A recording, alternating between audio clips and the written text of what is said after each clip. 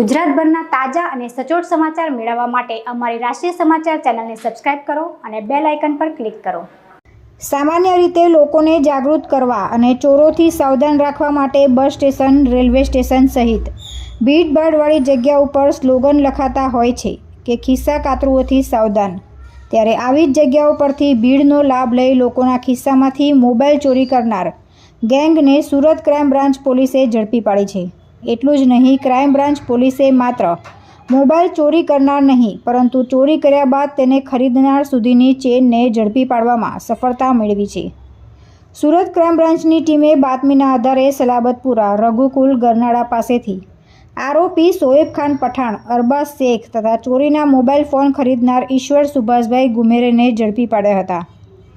પોલીસે આરોપીઓ પાસેથી અલગ અલગ કંપનીના 1.42 લાખથી વધુની કિંમતના 13 મોબાઈલ ફોન જપ્ત કર્યા હતા। પોલીસ તપાસમાં પૂણા પોલીસ મથકના 3 અને સુરત રેલવે પોલીસ મથકના 2 ગુના મળી કુલ 5નો ભેદ ઉકેલાઈ જવા પામ્યો હતો।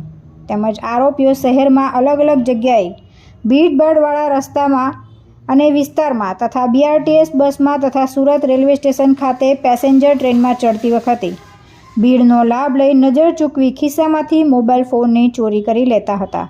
બાદમાં આવા મોબાઈલ ફોનને સસ્તામાં વેચી દેતા હતા। તુલસી શર્મા સાથે રાષ્ટ્રીય સમાચાર, સુરત।